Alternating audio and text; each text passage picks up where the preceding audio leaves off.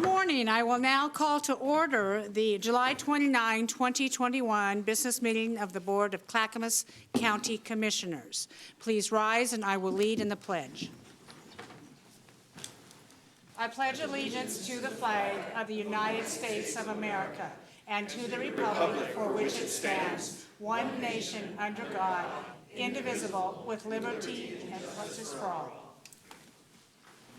Thank you very much. Administrator Gary Schmidt, please call the roll. Yes, thank you, Chair Smith. For staff support today, Christina Twilliger, Clerk to the Board, Stephen Madcore, County Counsel. Roll call, Commissioner Shull. Here. Commissioner Schrader. Here. Commissioner Fisher. Here. Chair Smith. Here. Thank you for coming. Commissioner Savas will not be joining us today as he is taking a much-deserved vacation, and yes, we all need those. We are holding this meeting in person and virtually. If you've joined us on the Zoom app for this meeting and you are interested in providing public comment, we will prompt you regarding how to do that when the time is right. Today we have one public hearing and we will take public comment for that item at that time. General public comment will be taken at the usual allotted time. As always, the public is welcome to sign up to testify. Registration for public comment will close at 5 minutes past 10. We welcome your opinions and look forward to your polite participation. With that in mind, I would like to remind all participants, including staff, all elected officials, and members of the public that Robert's Rules of Order will be enforced during this business meeting. Gary, can you introduce the first item? Yes, Chair Smith. First, we are going to have an off-agenda topic, and that is a quick update on the county's cooling centers that will be provided this weekend during another, unfortunately, high heat event for our area.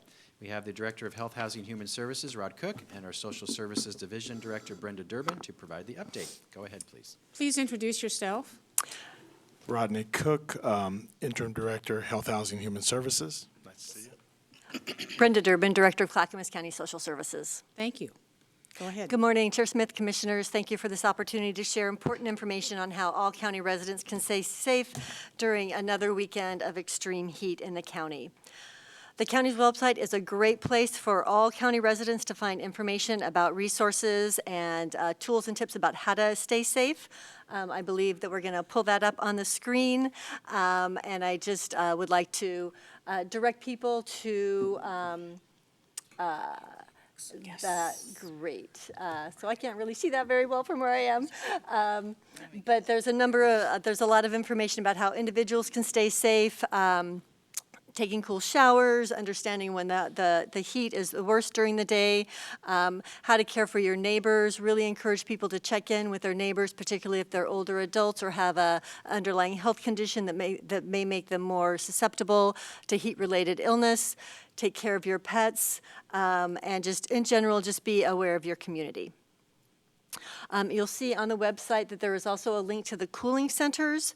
I want to give a big shout out and many thanks to the local businesses, the faith community, and libraries that are offering a cool place for people to get some respite over the weekend.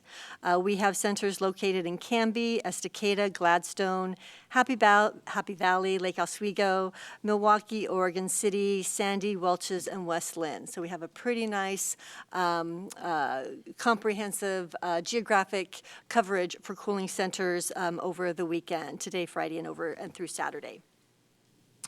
In addition, the Father's Heart will be providing respite services to people who are experiencing houselessness. There are a lot of county programs that serve vulnerable residents, and we are doing some extraordinary efforts to reach out to our clients and to our residents to make sure that everyone understands the resources that are available. This includes the Program for People with Developmental Disabilities, Oregon Project Independence, our state partners at Adults and People with Disabilities, all reaching out to their clients, and those clients all have case managers that they can call on as needed for help.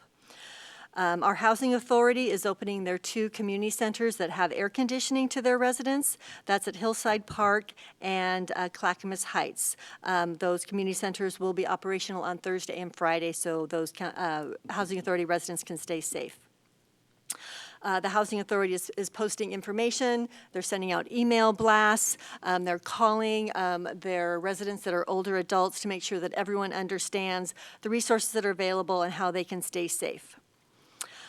We are also sending email blasts out to a lot of our regular contacts. We have about 350 people on our information and referral list. They're all getting this information.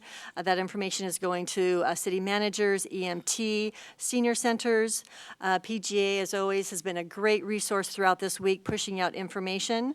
We've got information available in 5 different languages. And let's see what else I wanted to cover. I think that's it. So, I think that we're doing a good job of identifying those resources, getting that information out to the community so people know, again, how to stay safe during this another period of heat. And I welcome any questions that you might have. Very good update. And I just want to remind anybody who's listening that please check on your neighbors. That's probably the best proactive measure we can take a personal responsibility in caring for someone who may not be able to do it themselves. Any other questions or comments from commissioners? Commissioner Fisher? Yeah, thank you, Chair Smith. I am aware, and I think anybody who read the newspaper was aware that 211 broke down during the heat dome. I'm curious if 211 will be available for people to call from Clackamas County, and that's my first question. Then my second question is, if people lack transportation to get to a cooling center, what options are there? So thank you for those questions. Yes, 2-1 will be available Thursday and Friday. I'm not 100% sure if they're open on the weekend as well, but people can call today and tomorrow. The same information that's available on the county's website is going to be available through 211. It's also available on the 211 website, so people can go to the Clackamas County website or the 211 website and get information about cooling centers. Can you explain for people who don't know what 211 is and how you access it? Yes, thank you. So 211 is sort of like when you call 911 for an emergency, but it's 211 for sort of human services needs. So 211 maintains information across the state on food resources, housing resources, transportation resources, really anything of a human service nature. Anyone in the county can just dial 211 on their phone, and they can access that information. You can also go to 211info.org if you have computer access, and you can get that same information. My good friend Daniel at Disaster Response says that, yes, 211 will be available 24/7 the whole weekend. Right, great. And that's a state-sponsored and paid-for access for people. Exactly, Thank you. yeah. So if it breaks down, call the state of Oregon, don't call Clackamas County. Just want to let you know that. Thank you very much. Rod Cook, you've just talked way too much today. I'm Do sorry. you have anything else to say? Commissioner No, Fisher? just, we applaud the efforts of all those coming together. One of the latest addition, and you'll see it on the website, our own weatherization team are willing to put together a team that if people are trying to install air conditioners at the last minute to help this weekend, they're going to make themselves available to that to the extent that they have the capacity to do that. So Oh, great. people are really coming on board and really coming together to try to keep our Clackamas County residents safe. So Thank you very much. Commissioner Fisher? Oh, I just was hoping for the response about transportation. I apologize for skipping that. So unfortunately, we are not able to provide any transportation support for cooling centers over the weekend. We understand it's a need, but we just currently don't have the resources available. Okay. Thank you very much. Gary, what's up next? All right, thank you, Brenda and Rod. Next is a public hearing, third reading of an ordinance amending Chapter 8.03 of the Clackamas County Code, secondhand dealers. Stephen Madcore and Scott Seco from County Council will present. Go ahead, please. Actually, Chair Smith will comment first. I just want to remind folks before we get started on this particular hearing that the board will not be taking action on this matter today. We do not have a full board. I want to make sure that all commissioners have the opportunity to weigh in and comment. We have a policy session scheduled on this matter August 3rd at 3 p.m. so the board can ask clarifying questions that will allow us to make a more informed decision. We will return to a third reading on this particular matter. We will return to a third hearing on the second reading on August 12 at the 6 p.m. business meeting. There, I hope that was clear. I will now open a public hearing and ask anyone who wants to testify in this matter to come forward. And I do happen to have one card. Steve Souza, please come forward. State your name, residence, and you will have 3 minutes. Steve Souza, Clackamas County. I'm opposed to this new rule on the photography of all the jewelry items. With the current regulation of driver's license, scanning the driver's license, a sworn affidavit that the merchandise is theirs, also answering a question of how long the person has owned the merchandise. This is just going to be an extra burden on my business, and I do not see a huge positive for the community. Thank you. Thank you very much. Any other people wish to testify on this hearing? I will now close the public hearing in person. Christina, is there anybody online? No, Chair. Okay, we'll close the hearing on that, on public testimony. May I have a motion to set this over? There's language in your script, Commissioners. I will move we set aside this matter over for a third hearing. Do I hear a second? Second. Thank you. The motion has been made by Chair Smith, seconded by Commissioner Fisher. Any further discussion? Hearing none. Christina, please take the poll. Yes, Commissioner Fisher? Aye. Commissioner Scholl? Aye. Commissioner Schrader? Aye. And Chair Smith? The motion has passed 4-0. We will now have a third reading on this matter on August 12, 2021, at the 6 p.m. business meeting. As I said before, a policy session next week, which is televised. Public testimony is not allowed during our policy sessions, but you can view it. Thank you very much. Gary, what's up next? Thank you, Chair Smith. Next is the consent agenda. Christina, would you please read the consent agenda by title only? Yes, starting with Health, Housing, and Human Services, number 1, approval of amendment number 1 to a subrecipient agreement with LifeWorks Northwest for the intensive case management services. Amendment adds $44,301.60 for a maximum contract value of $310,111.20. Through the State of Oregon Community Health Program, Mental Health Program, No county general funds are involved. Number 2, approval of amendment number 4 to an intergovernmental agreement number 166036 with the State of Oregon acting by and through its Oregon Health Authority for operation and financing of community mental health addiction treatment, recovery, and prevention services and problem gambling programs. Amendment does not change the funds available under the agreement. It changes the source of the funds.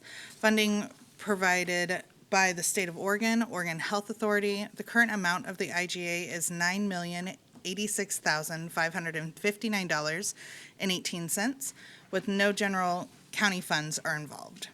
Number 3, approval of amendment number 5 to an intergovernmental agreement, number 166036, with the State of Oregon acting by and through its Oregon Health Authority for operation and financing of community mental health addiction treatment, recovery and prevention services, and problem gambling programs. Amendment adds $53,067.66 for a maximum agreement of $9,139,626.84 through the State of Oregon, Oregon Health Authority. No county general funds are involved. Number 4, approval of an intergovernmental agreement number 160440, amendment number 4 with the State of Oregon Department of Human Services, Aging and People with Disabilities Division for provision of services to Clackamas County residents. Amendment adds $224,000 for a new total of $8,391,334. No additional county general funds are involved. Number 5, approval of an intergovernmental agreement with Oregon Department of Transportation Rail and Public Transit Division for HB 2017, State Transportation Improvement Fund discretionary program funds for the I-205 Borland Road, Bridgeport Village pilot transit service. Maximum award amount is $900,000 through HB 2017. 20% matching funds will be covered through Clackamas County STIF funds and Washington County committed match funds. No general county funds are involved. Under Department of Transportation and Development, number 1, approval of amendment to a contract with Harper Hoof Peterson Regelis Incorporated for the Linwood Avenue Improvement Project. Amendment adds $205,948.88 for a total contract not to exceed $1,332,343.90 through the North Clackamas Revitalization Area Urban Renewal Funding. No county general funds are involved. Number 2, approval of a contract with Eagle Elsner Incorporated for the Thiessen 1 area paving package. Number 1, total contract value is $480,000 and a community road fund. No county general funds are involved. Number 3, approval of a contract with Murray Smith Incorporated for the construction, engineering, support, and inspection services for the 2021 paving packages project. Total contract value is $214,217. Community road fund and road fund. No county general funds are involved. Under elected officials, approval of previous business meeting minutes.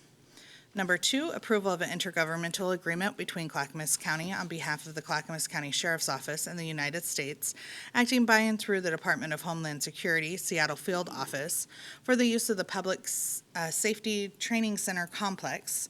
This is an estimated annual revenue of $50,000, billed to the Department of Homeland Security.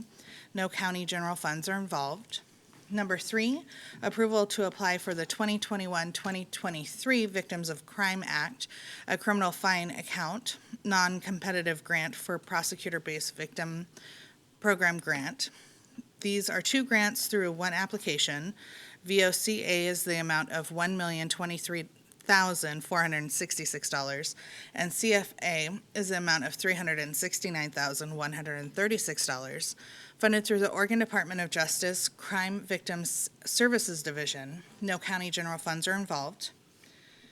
Under county administration, approval of a fiscal year 2021 work and financial plan with the United States Department of Agriculture, Animal and Plant Health Inspection Service, Wildlife Services for Predator Management. Maximum contract value is $79,500 through the county general fund.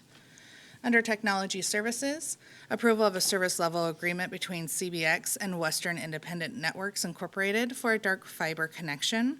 The total contract value is $30,780, $855 a month for 36 months, funded through CBX. No county general funds are involved. Under Juvenile, approval of an intergovernmental agreement number DCJ IGAR 10721-2019, formerly contract number 0607133, amendment number 11, between Multnomah and Clackamas counties. This amendment reduces the number of beds that Clackamas and Washington County can utilize free of charge in excess of the 13 beds we pay for, from 34 to 31 beds. Under Human Resources, approval of a Section 125 cafeteria plan document. Total cost is $3,415 in legal fees, funded through the Department Monthly Benefit Administration fees. Under Community Corrections, number 1, approval of an intergovernmental agreement number 1 between Clackamas County Community Corrections and the City of Wilsonville to provide work crew services. IGA will provide approximately $62,800 in revenue, funded through the City of Wilsonville. No county general funds are involved.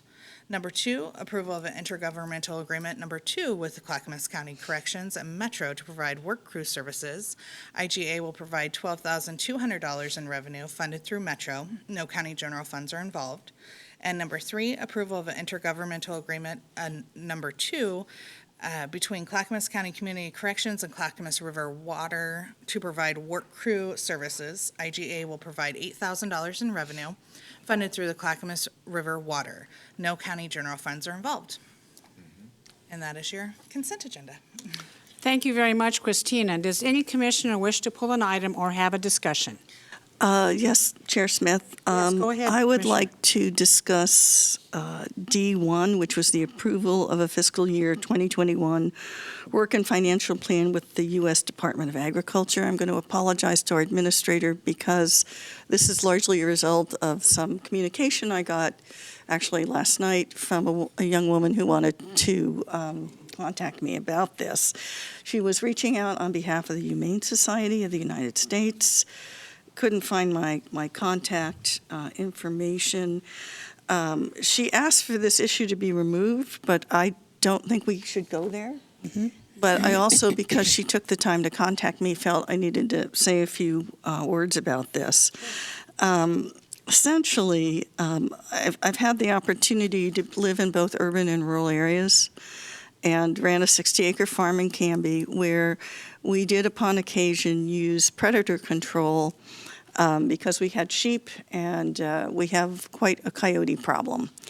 And there were times when we called them the county trapper in order to make sure that the sheep were protected. And actually, we did have a very lovely, beautiful dog, Sophie, who was a large dog, who actually was attacked and eaten by the coyotes in our field. Okay, so there are times in the rural areas when you're faced with these kinds of things that having that service is very important. It's becoming even more important, believe it or not, in the urban areas. There isn't a day that I don't read in next door in my Evergreen neighborhood about coyote sightings because basically coyotes are very, very adaptable to urban environments as well as rural environments, and they oftentimes snack on cats. And I have a little Pomeranian that would be quite a nice little morsel, which I would really hate to have happen. So there are reasons why some of this is necessary.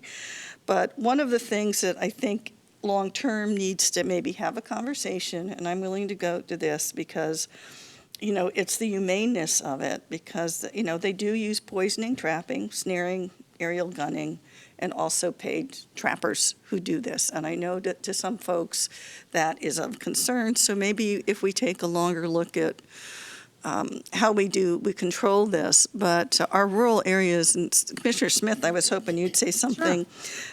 Basically, this year in Oregon, she gave me some data. Her name is Kelly, and I really appreciated her work that she sent me.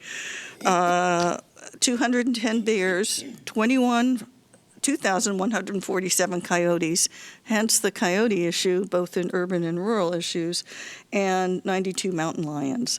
So a lot of times these aren't the things that people are going out to hunt or anything. It's usually a sighting or of immediate threat to people. So we also have to think about where we urbanize, okay, and know that in rural areas, there's going to be these areas where you're either going to have to learn to live with having some of these predators, but this isn't something that nobody particularly takes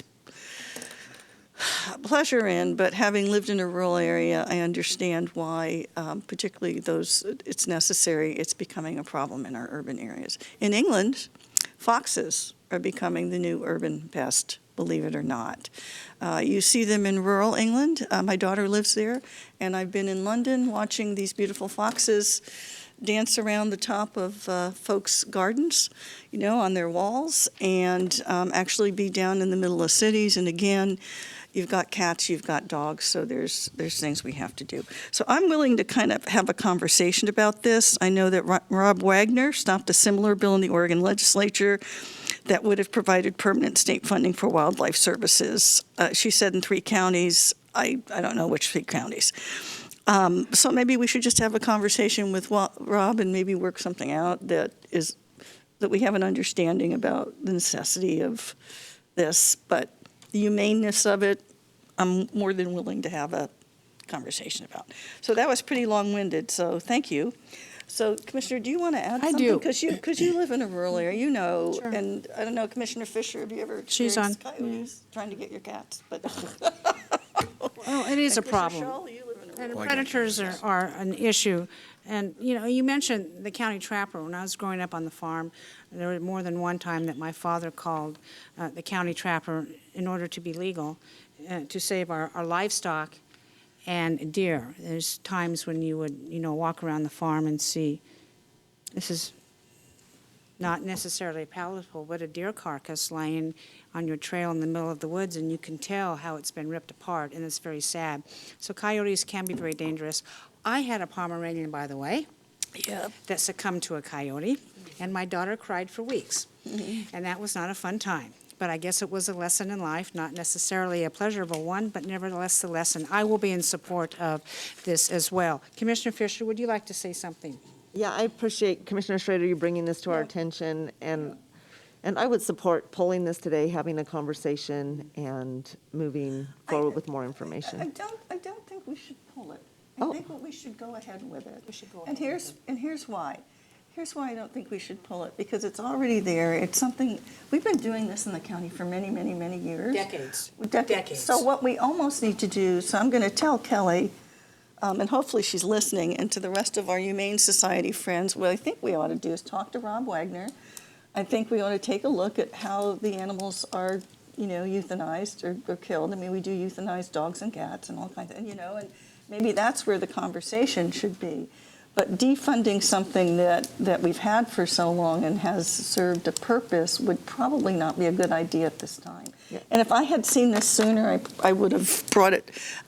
We didn't even follow the right process, because I should have brought it to the administrator first, said I'm going to pull it ahead of time. Well, no, So, no, I'm not- Gary, explain the process. We viewed this at last week's Yeah, we did, and I didn't have any. meeting, and I was very aware and cognizant of what it meant, and I think all commissioners at those times when we approved this last week would have been the time for process. Correct, Gary? Correct, the process was correct. It was actually this Tuesday. but Yeah. We asked to add it to this Thursday's business meeting. You've had this agreement for over 20 years. I This is know. not new. I think it's more than so 20 that's- years, Longer than because, that, yeah. hey, you know, that would make me 25, and we all know that's not true. So when I was growing up on the farm, this was, my father, like I said, used the services. Commissioner Fisher? Are you okay with that, Commissioner Fisher? I think we ought to move ahead, and then I think we ought So to. it's new information to me. I didn't grow up on a farm. Right. I traipsed through a lot of farms as a kid because my dad was a produce buyer for Safeway, so I spent a lot of time out in fields. But this is all new information for me. So if we're going to move forward, I'm going to abstain because I don't have enough information. But my question is, I think this is important for all of us to have full information. Gary, is there a time frame on this? What I recommend that we do today is, I'm going to pull this particular agenda item to the side. We will vote that on that separately. And the rest of us will approve the consent agenda with that. And Gary, is there a motion for that? Yes, so you will want to, your motion should be, you approve the consent agenda with the removal of item D1. Item D1. Okay. Commissioner Fisher? Yeah, I just would like to know if this is time sensitive. It is time sensitive. It is yes. time, we're in the middle of, It is. absolutely. Okay, And it's- I will it's- accept a motion. I to- move for approval of the consent agenda with the removal of item D1. Second. Any further comments on this? Hearing none. Christina, please call the poll. Yes. Commissioner Scholl, Aye. Commissioner Fisher, Aye. Commissioner Schrader, Aye. and Chair Smith. Aye, motion passes 4-0. I now will accept a motion to approve item D1. So moved. I will second. Thank you. Any further discussion? Christina, please call the poll. Commissioner Schrader, Aye. Commissioner Scholl, Aye. Commissioner Fisher, Abstain. and Chair Smith. Aye, motion passes 3-1. Thank you very much. And what is up next? Gary? Next, the board will recess I'm sorry. The board will recess as the Board of County Commissioners and convene as the Board for the Water Environment Services for the consent agenda. Thank you. We will now recess as the Board of County Commissioners and convene as the Board of Water Environment Services for the next consent agenda item. Next is Water Environment Services consent agenda. Christina, would you please read the consent agenda by title only? Yes. We only have one item. It's approval of a contract between Water Environment Services and Kennedy Jenks Consultants for the boring pump station and force main engineering services. Total contract value is $1,907,043 until July 1st, 2022, funded through the Direct Capital Projects Fund. No county general funds are involved. And that's your consent agenda. Does any commissioner wish to remove an item from this consent agenda? Any further discussion? Hearing none, may I have a motion? Go ahead, Commissioner. I move for approval of the Water Environment Services consent agenda. Second. Commissioner Scholl has moved for approval of the consent agenda. Commissioner Schrader has seconded the motion. Any further discussion? Hearing none, Christina, please call the poll. Yes, Commissioner Schrader, Aye. Commissioner Fisher, Aye. Commissioner Scholl, Aye. and Chair Smith. Aye, motion passes 4-0. I will now announce we will adjourn as the Water Environment Services and reconvene as the Board of County Commissioners for the remainder of the meeting. Up next is public communication. This portion of the agenda will be limited to items of county business which are properly the object of board consideration and should be nonpartisan in nature, as the BCC is a nonpartisan governing body under Oregon Revised Statutes and County Code. Testimony is limited to 3 minutes. Comments shall be respectful and courteous to all. As a reminder, you can email submissions for public communication at bcc@clackamas.us, and these will be accepted as part of the public record. However, will not be read during the meeting due to time constraints. I will now open the meeting for public testimony, and we are blessed by having 2 elected officials in the room, and I will call on them to come up first. Because you are elected officials, you will get 5 minutes to make your comments. The first one is Angel Falconer. Please come forward, state your name, your position, and your residence, and you will have 5 minutes.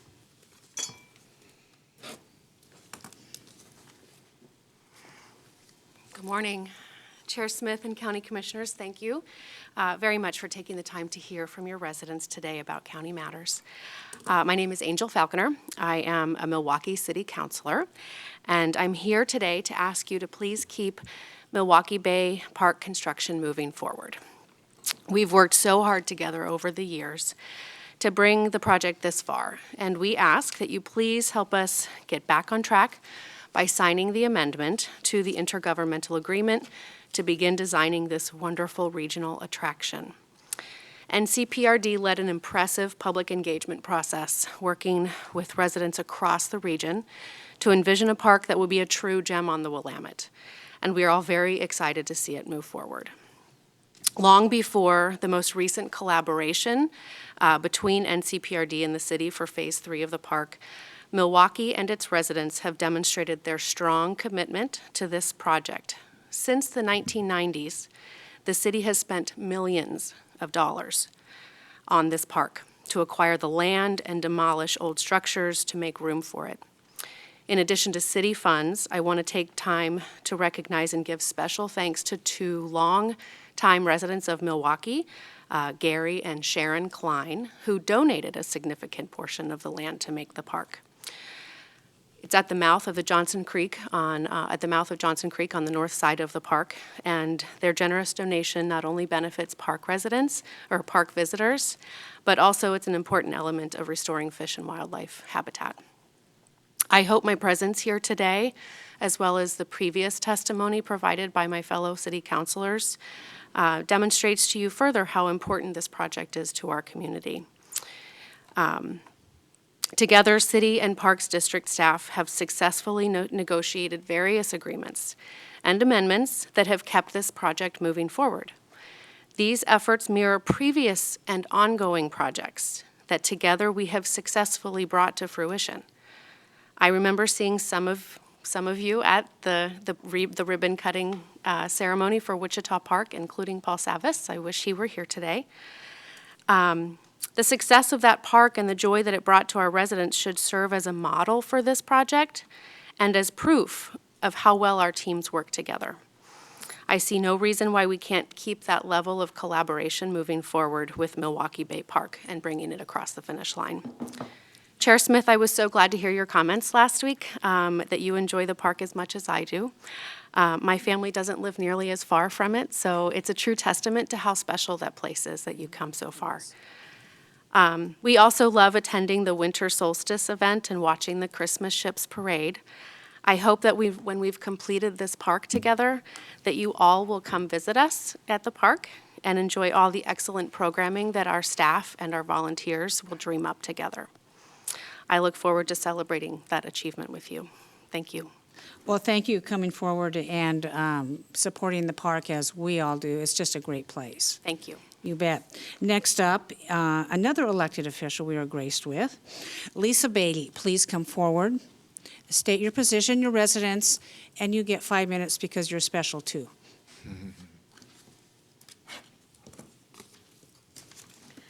Thank you, Chair Smith and County Commissioners. I'm Lisa Beatty. I'm a resident of Milwaukee and a Milwaukee City Councilor. I'll try not to repeat everything that my colleagues said, but I do want to pick up on the point of how many years we have been cooperating on this park. So in 1999 and 2000, Milwaukee amended its comp plan to designate this area as a park. It had had a boat ramp, but it had had some sort of industrial logging uses. It had an old tavern, some other old buildings. So it was officially designated as a park in 1999 or 2000. In 2005, I was there when Governor Kulongoski came to do the ceremonial sledgehammer knockdown of the old buildings. And that also was the same time frame which launched an Oregon Solutions Project, which was a multi-agency effort to try and come up with design and funding for the park. The county took part in that, both via NCPRD as well as WES. Unfortunately, that project, which had the goal of building the park by 2006, did not happen. I will also note that in that time frame, the county administrator at the time, John Mante, referred to Milwaukee Bay Park as the gateway to Clackamas County. And I think that's a good way to think about it. As you come south from Multnomah County into the county, it is on 99E, it is sort of the first major public space that you encounter. And so I think it could be a great gateway to our county. We know it's not just used by Milwaukee residents. It's used by many people, including Chair Smith, including Commissioner Schrader, who both mentioned they come to the park.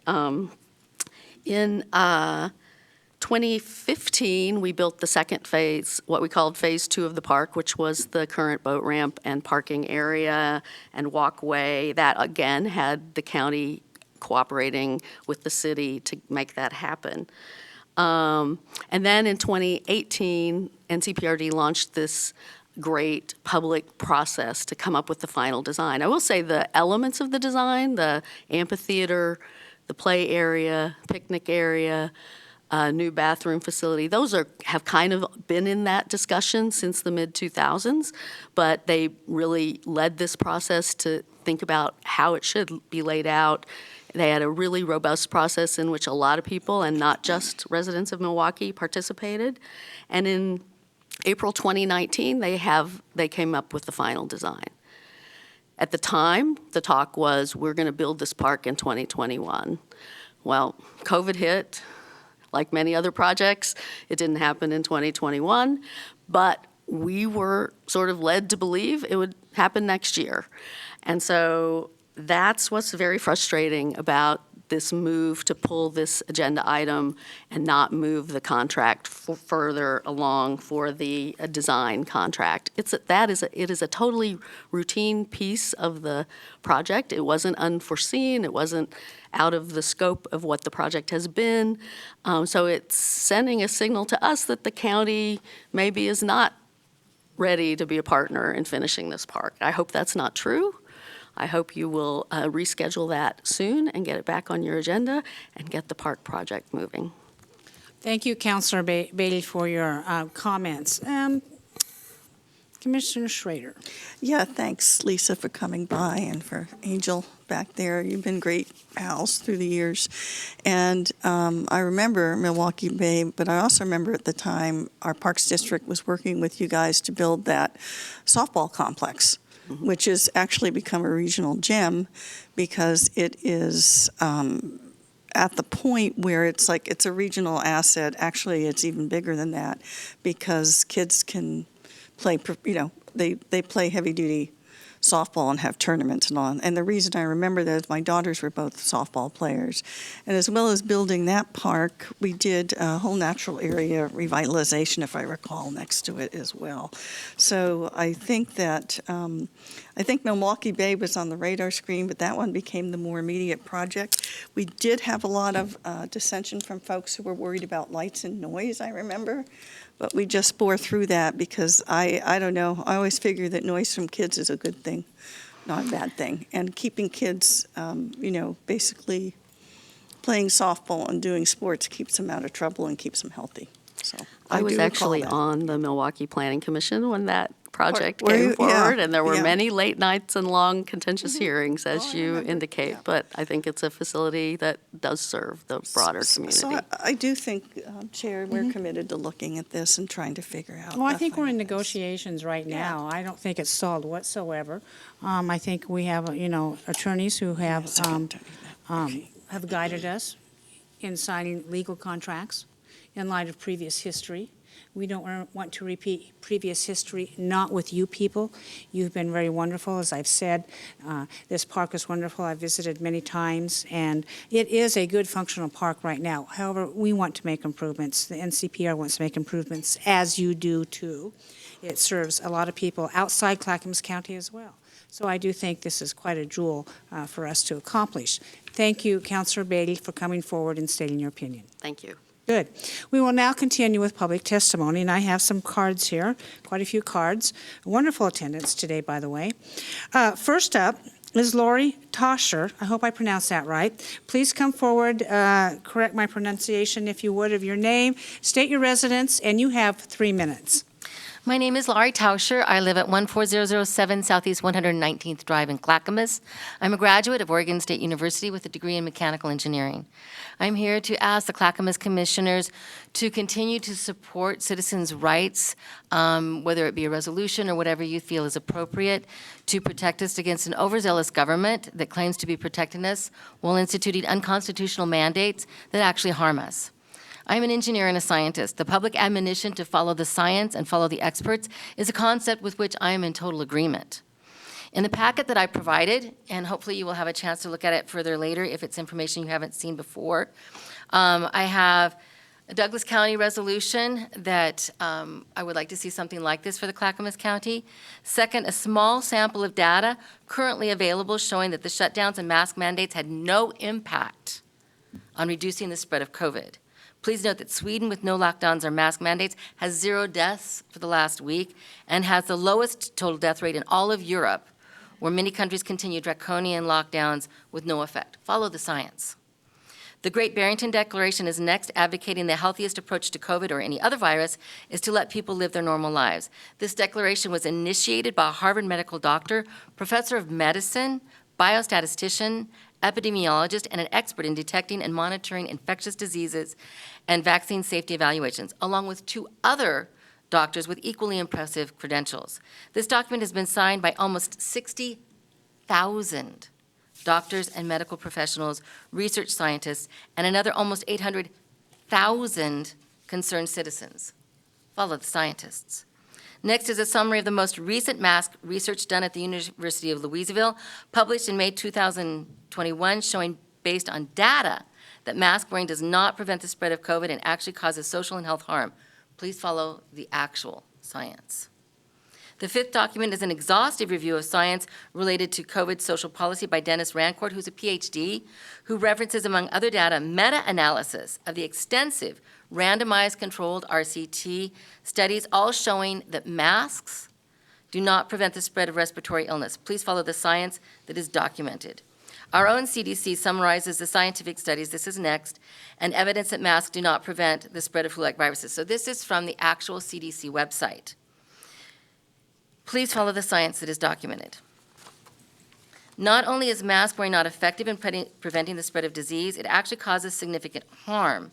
Please read this next document, number 7, showing that mask wearing by children increases their carbon dioxide breathing in to 6 times the limit considered harmful. Next is a study on 25,000 children revealing the devastating effects the masks are having on our children and us. Next, a couple of documents referring to vaccinations. I understand that all of the states are considering I'll just go ahead and finish up real quick, please. Vaccine mandates or vaccine passports. There are a lot of companies. I know personally there's somebody sitting behind me whose husband has been required to take a vaccination in order to keep his job. This article summarizes a lot of concerns that doctors have about the safety of COVID vaccines. The VAERS vaccine adverse reporting system has reported over Lori, 10,000. thank you very much. I really appreciate you today. Now, you referred to the document that you passed out to commissioners. Is this it? Yes. Yeah, it's quite thick. Holy Yes. cow. You really did your research. Thank you very much for coming, and you're welcome back. Thank you. Next up.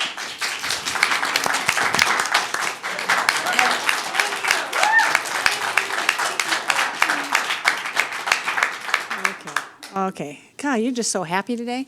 Now, next up is Brenda Rubble. Please come forward. I hope I pronounced that correctly. State your name, your area of residence, and you have 3 minutes. It's Rubel, Brenda Rubel, Rubel, pardon me.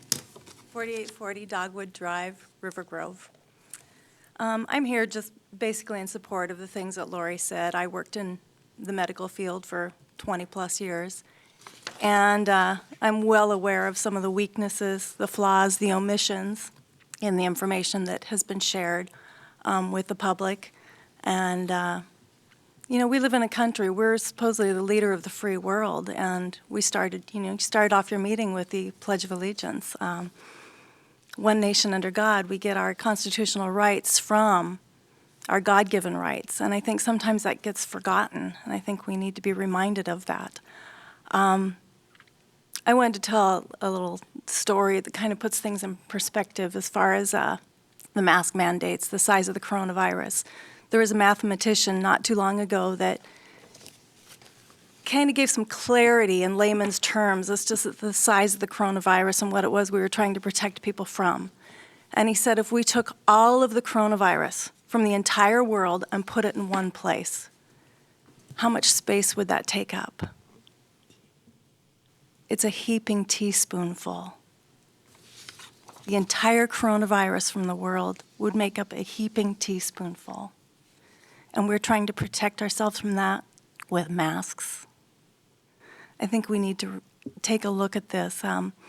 Lori submitted a lot of great information. When I look at the world protesting, millions of people in Germany, all throughout Europe, Costa Rica, protesting, trying to protect their rights of freedom, and we're a leader of that. I would like to see us take a stand in that as well.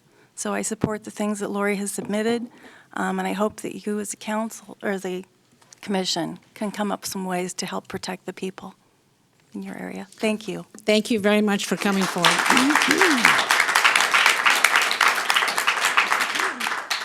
Up next is Becky Cowling. Please come forward, state your name, area of residence, and you have 3 minutes. I'm Becky Cowling, and I live in Estacado, Oregon. Please, can you move the microphone a little bit closer? Thank you. Okay. I'm Becky Cowling, and I live in Estacado, Oregon. Public speaking is not my thing, but when it comes to my children... You don't bite, so you're okay. Okay. But when it comes to my children, I'll do anything. I'll say what I need to. So I'm a mom. I have 5 children. 4 of them came to us through the miracle of adoption. I have a 22-year-old son that has autism and a traumatic brain injury.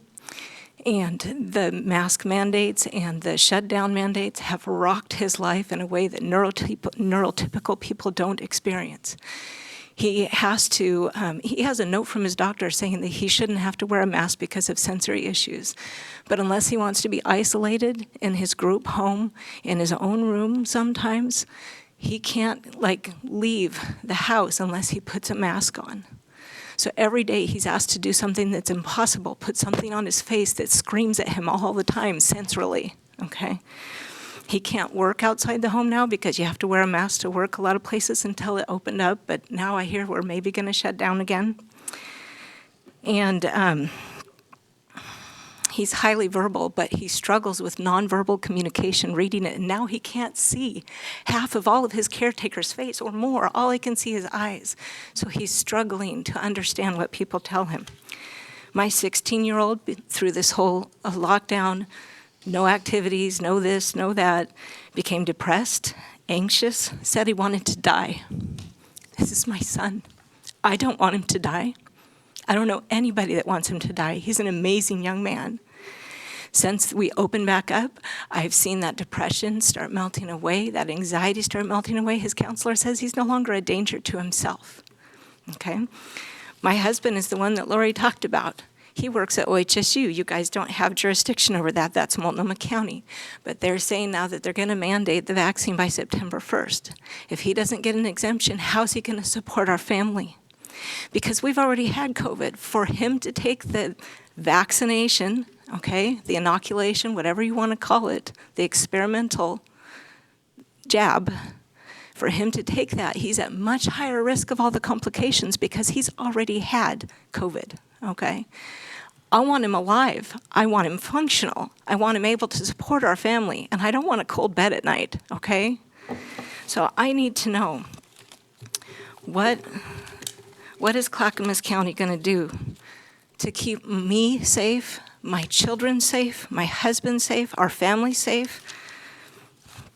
Will you adopt a resolution similar to what Douglas County did that will refuse to support edicts or mandates that do not comply with the United States Constitution? And before I lived in Estacada for 4.5 years, I lived in Milwaukee since I was 5. I'm 51, so I've been here a long time. Thank you very much for coming forward.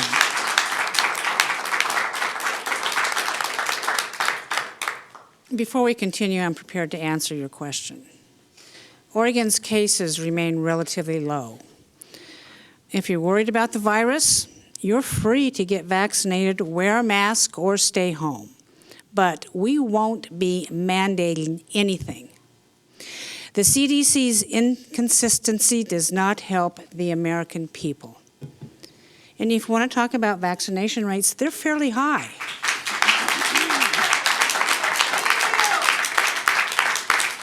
Okay, that's all right, thank you.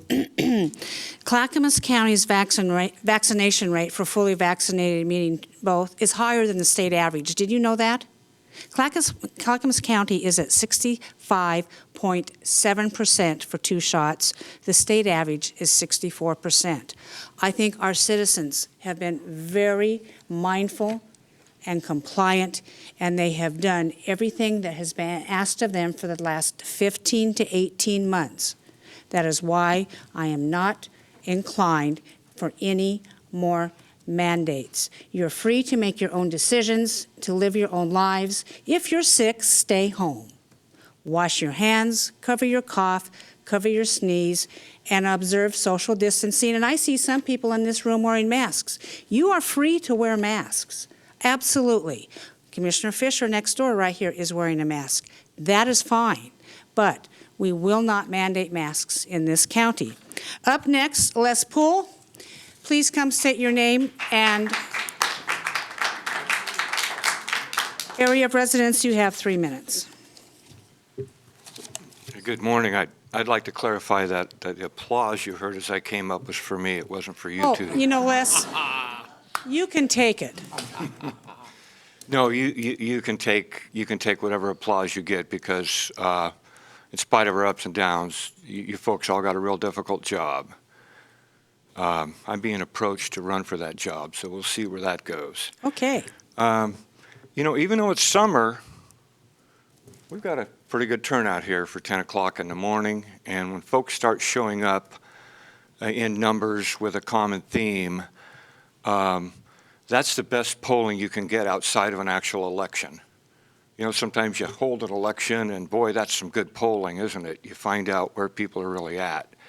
And I think you're seeing folks show up with frustration about some of the focus in government, not so much the county, but coming out of Salem and from the governor, the focus on some draconian or repetitive measures that are, in my mind, overkill. And I can so remember March 23rd of 2020, when I spoke right before the county issued the emergency declaration, we closed down. I said, we're going to see some overkill, and we have. And it's good to see that there's some balance coming in the conversation. And make no mistake, I don't think these folks or anyone in this room thinks that the COVID is a hoax or doesn't exist. That's not the point. Moving on to a couple other things. I recently mentioned that I'll be talking and writing more and more about Metro. And the Clackamas Review has several opinion pieces in it this week, and one of them that's published is from a naive gentleman who doesn't want to expand I-205. We are talking about relieving a bottleneck between Stafford and Oregon City. We're not talking about anything else. And that bottleneck is creating tremendous, tremendous problems. And by not relieving a bottleneck, I can take anyone out to Stafford Road at 4 o'clock, and I would be happy to sit on that overpass, which I've done before, and clock the speed and the volume of the cars, where the freeway suddenly becomes 2 lanes wide. And as soon as you cross the Oregon City Bridge, if you happen to be heading north, the freeway opens up again. So there's a lot of naivety about the transportation in general. And I hope that we can get the folks that are out there that are opposing practical things to get more informed. I'll conclude by saying that below that letter, the editor, of course, mine is published. And I again encourage folks to question what's gone on in the effort to remove Mr. Scholl as a commissioner, and to question and ask for action regarding some of the conduct by Commissioner Fisher. Thank you. I nailed that somehow. Thank you. Thank you very much. Okay. Up next is Janice Wenzel. Please come forward, state your name, your area of residence, and you too will have 3 minutes. Good morning, and I've never been here before, but we have a problem. Would you please state your name and residence, please, for the record? I'm Janice Wenzel, and I live at, and my husband Wayne and I live at 19754 South Ridge Road, Oregon City. And we've lived at this residence since 1967, and we've never had a conflict with any neighbor before till now. And I'm just going to read this, I think, because I've only got 3 minutes, so I don't want to miss anything. So anyway, our neighbor, Teresa Bruce, 19611 South Ridge Road, Oregon City, which is just across the road from us, moved in a tremendous amount of commercial beehives. Last year in 2020, she did the same thing, and we wrote letters, which did no good, and finally stopped at her house one day and said we were just getting dumped on everything we have with bee poop covering everything. It actually ruined the paint job on one of our cars from having just to wash it constantly. The bee poop gets on everything outside and is causing us tremendous damage. Last year we approached her and she agreed to have whomever brought them in to remove them, which she did. This year again, moving in all the commercial beehives, which we just couldn't believe. But anyway, she said, I'm not moving them out this year, and you can do whatever you want with it. And this same lady, a few winters back, we gave her free wood for her wood-burning stove. But we have never had any conflicts with any neighbors. Like I say, this is a disaster and is ruining property outside. You can't imagine how thick bee poop can be. We also have the Fantasy Trail, Halloween and Christmas, which is going to be a real problem to visitors getting their cars pooped on by the bees. And also, a year ago, even bee poop fell on the arms and legs of our grandchildren. We are needing your help, commissioners. And like I say, we're not against people having beehives. I think a lot of people maybe even have like 5 beehives or, privately, but it's the commercial beehives that, when they move them in and stack them, that you have the problems. Didn't even know what bee poop was till a year ago, but it's horrible. I know a neighbor across the way has a brand-new Jeep. He said it's just completely covered. It's a huge problem. We're asking for your help. We don't feel she should be allowed to have commercial beehives with neighbors having to suffer, and would hope you would ask her to remove the commercial beehives, not private beehives, but, when they get commercial, it's another problem, I think they need to go to some open area, where they can, have their beehives stretched out and stacked, and, but it's a horrible problem for us. We don't know what to do. So appreciate anything you do. I've got my car out here if anybody wants to see what it does to you. It's Yeah. horrible. Janice, you have emailed or called our offices this week, is that correct? Right, and I have Yes. could I Just a give mi- you a copy of what I've said today? You can, just please hand it to Gary. To Christina? Just, whomever. Okay. What I want to say is, I was just made aware of this problem from you this morning, and I apologize for that. Well, that's okay. My iPad has not been working for me to receive constituents' communications all week, and I apologize for that. We're trying to remedy the problem. It's a technical problem. I know You're you're in busy. good company because myself and Martha Schrader used to be beekeepers. And staff briefed me on this this morning, and I suspect that maybe we need to look at this situation from a Department of Agriculture point of view and the Extension Service point of view to see what these beekeepers are doing, and are they in keeping with best practices, for instance. Right. I suspect maybe the bees are deficient of some nutrients or water. I don't know. I am not an expert, believe me, but Right. we're going to take a look at this for you and see what we can figure out. Appreciate it, Tootie. Just, we've never, like I say, in all the years we've lived there, we've never had anything like this, but this is a tremendous problem for us, and you just don't know what to do, so. Well, you don't- I can understand your frustration. Yes, you live in a tight area. Commissioner Schrader, you'd like to comment? Yeah, when you say commercial, how many beehives are there? Can I ask? We have no idea because it's on her property. We can see them across the road. And, it's a whole long line, and they're stacked, Does she sell honey or any other products? She brings them in someplace on a truck, Brings what in? the beehives. Yeah, The what, neighbor saw them, sees them come in. yeah, what happens is they are actually paid by farmers to Probably. move hives into areas for pollination purposes. Right. So what she's probably doing, and then remind me again, you're urban or rural area? We're rural. You're rural, We've been- okay. Like I say, we've been there since 67. Yeah, that might be Never more had a problem, but problematic. And usually the bees do only do excrement at certain times of the year, like in spring when they first come out, because they've been in the the whole hive. time they're there. You're getting it all. Well, I wonder if there's some kind of a disease problem. I think that, I wouldn't mind looking into this a little bit for Really you. appreciate it. But part of it is a business for beekeepers to bring their hives.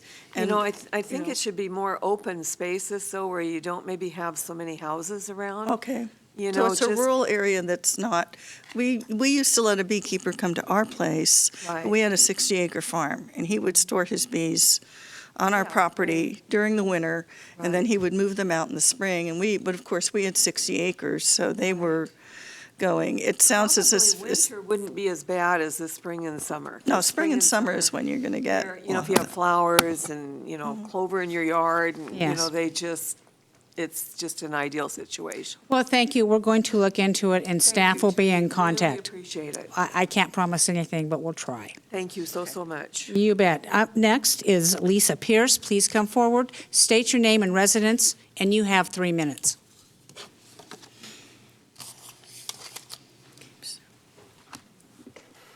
Hi, thanks, Commissioners. My name is Lisa Pierce. I live on Claremont here in Oregon City.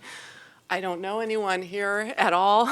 I just heard that you were going to be talking about adopting a resolution to protect some of the county's, the people's freedoms. So I just wanted to explain where I'm coming from, similar to Douglas County. So I don't mean to confuse anyone. I've testified in Salem before on similar issues, and basically I just wanted to tell my story. So I'm the mom of 4 children. I've lived in Oregon all my life, and I have a huge family in Oregon, and I do not wish to leave. And if we could have smaller government come forward and adopt resolutions that protect people like me, then it would make me feel much more at ease to live here. So I'm a mom of 4.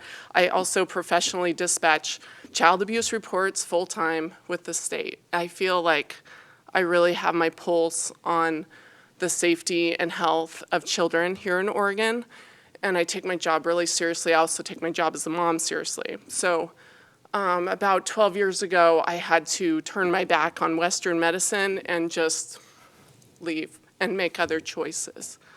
So the world how it is now, I feel like a lot of pressure to adopt practices of Western medicine, and it's not okay for me. My family has predispositions to genes like MTHFR that a lot of doctors don't know about, don't care about, but it predispositions us to not be able to methylate toxins from our body. Okay, so that's fine. If we were to mandate it, and you said you weren't going to mandate anything, but if we were mandated to take a vaccine or wear a mask, then it makes it very difficult for us to live our lives in a healthy manner. So that's why I'm here, because I have to explain to my children with books that say, I'm not sick. I may not be vaccinated, but I'm not sick. I send my children to the public schools. We do fine, but many of our friends and like-minded friends are leaving and escaping Oregon, okay? So it's very difficult to stay here. What I really want to get across to you is that I'm just a normal person. I go to the Unitarian Church, which is very liberal, probably the most in the city.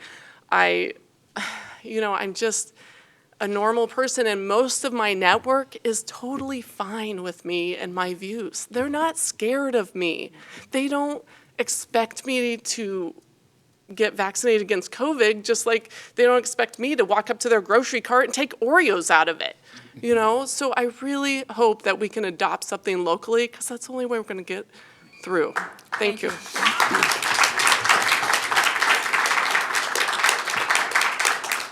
I would like to address the issue of the resolution, and then I'll have Gary and Stephen weigh in on it. The resolution was just presented to me just as I sat down today at the dais. I have not read it. I don't even know what it's about, but thank you for bringing it forward. I'm going to have Gary talk about it and Stephen, and then I'll have a final comment on that. Go ahead. The board has not been discussing any resolution since early June, and the last resolution you did discuss and approve was the economic recovery post-pandemic, which the board did approve, but there's no further resolutions on your agenda to discuss for over a month. Yeah, okay. And Stephen Magor, he's our county counsel. What is the force and effect of county resolutions on state law?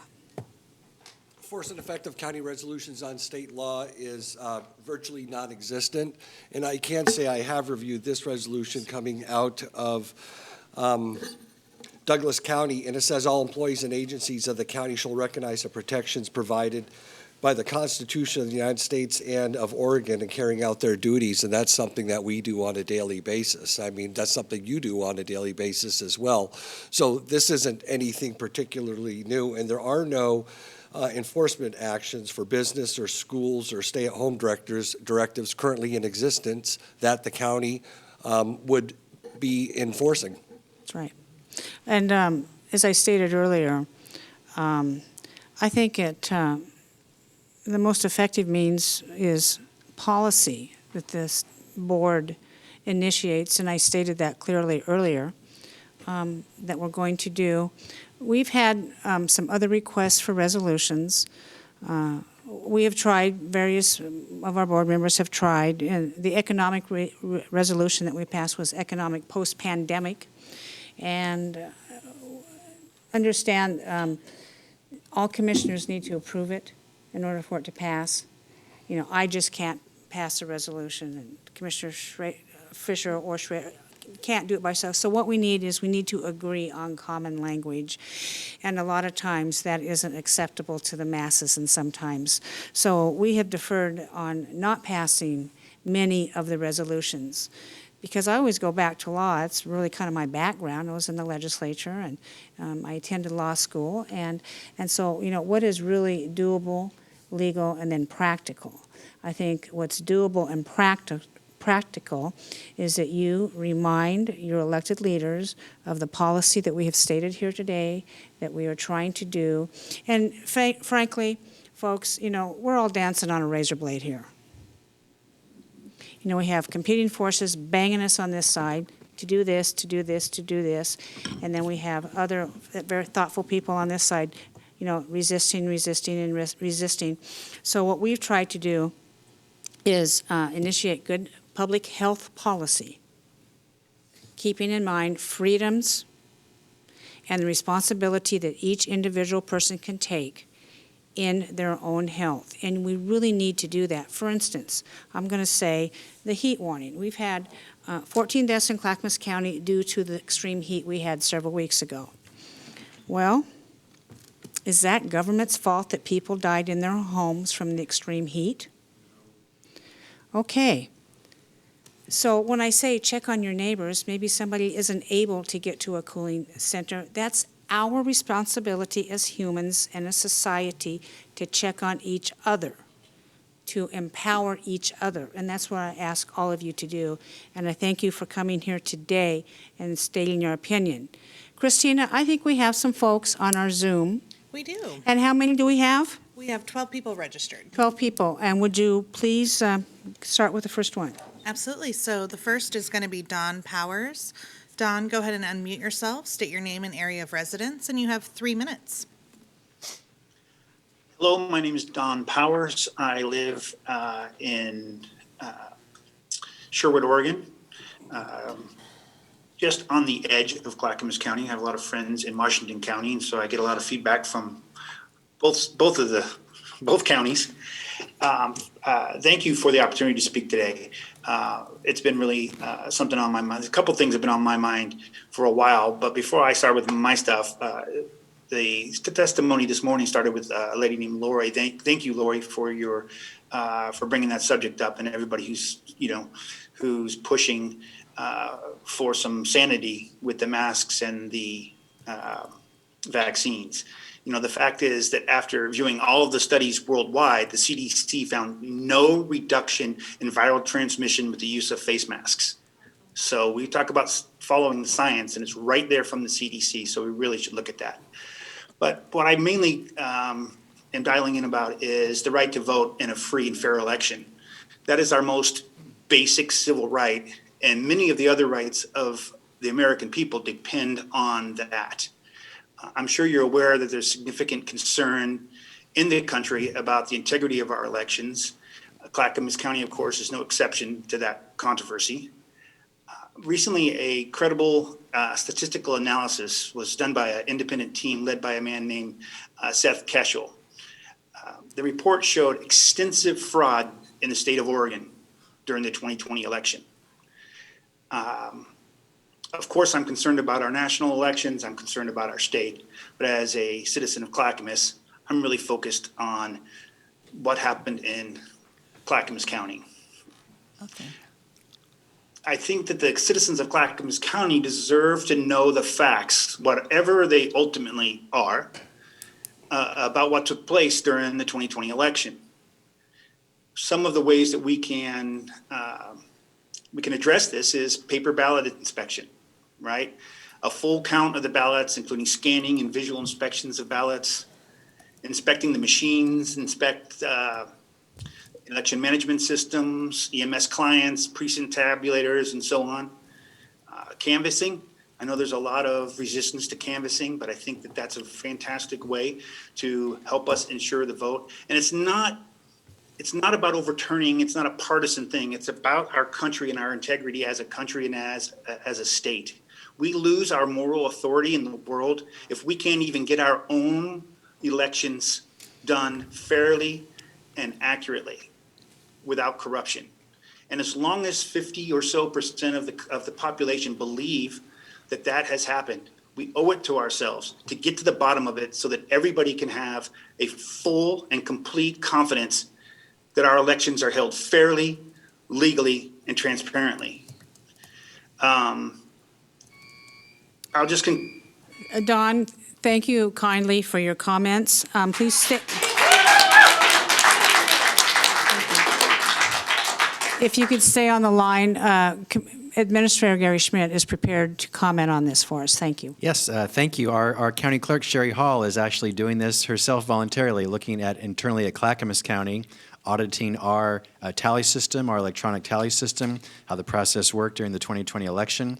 She's going through that process herself, as well as our internal auditor at Clackamas County, who is an independent auditor, who reports to our county treasurer, an elected official, not to the Board of Commissioners and not to me, also is supporting the clerk in that effort. So this is happening right now at Clackamas County. We're doing our part to check the integrity of our elections here within Clackamas County. And as your chair, I've been in discussions with our county elections official for many months on this issue because, yes, I've been getting your emails and messages on that moving forward to see what the best way to do a very fair, honest audit of our elections division. And I can't wait for her report to come out. Thank you. Christina, who's up next? Next up is Brett Duax. Brett, go ahead and unmute yourself. You have, state your name and area of residence, and you have 3 minutes. All right, good morning, Commissioners. This is Brett Duax. I'm in Happy Valley, and you know what? I'm kind of preaching to the choir right now because we have so many great citizens that are standing up and they're talking about masks, vaccine passports, and even, citizens' rights, and that's great. So, I don't need to preach all that stuff again, other than I want to hit a few points. And I do appreciate the council not stating that they're not going to mandate masks or vaccine passports because that's important to the citizens, and the citizens deserve a council that works for them. So as we kind of talked about a little bit earlier, looking on the OHA website, you can definitely tell that Clackamas County numbers are very, very low, which summarizes the fact that why do we need masks or any types of lockdown? But I do think we need to address some of the lockdown issues that may be forthcoming in that. As we do know, the CDC, OHA can only recommend. They do not make law, which that means they're just giving their opinion. We don't have to listen to those types of opinions. Keep in mind, coerced compliance does not mean or qualify as going back to normal or getting your freedom back of any kind. So I want you to definitely think about that. So for citizens' rights, we kind of talked a little bit about before, unlawful orders. Now, many in the military know this rule very well.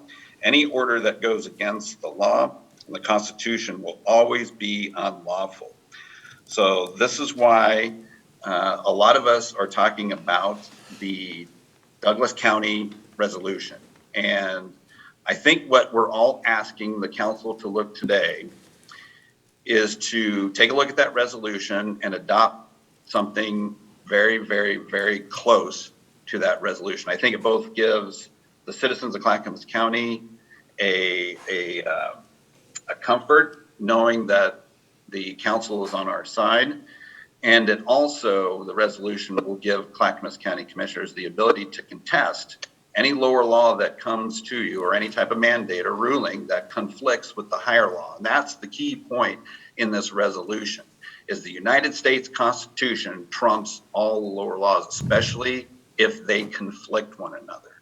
So if mask mandates or vaccine passports are unconstitutional by the U.S. Constitution, the commissioners of Clackamas County have the ability to overrule any lower law and accept the higher law. And that's the main point of that resolution. So I think it's imperative that in the next few days or weeks that we get some sort of, review of this resolution and acceptance of this.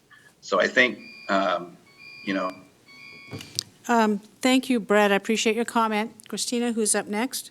Next up is Michael Weber. Michael, go ahead and unmute yourself, state your name, area of residence, and you have 3 minutes. Thank you, Christine. Michael Weber, Jennings Lodge.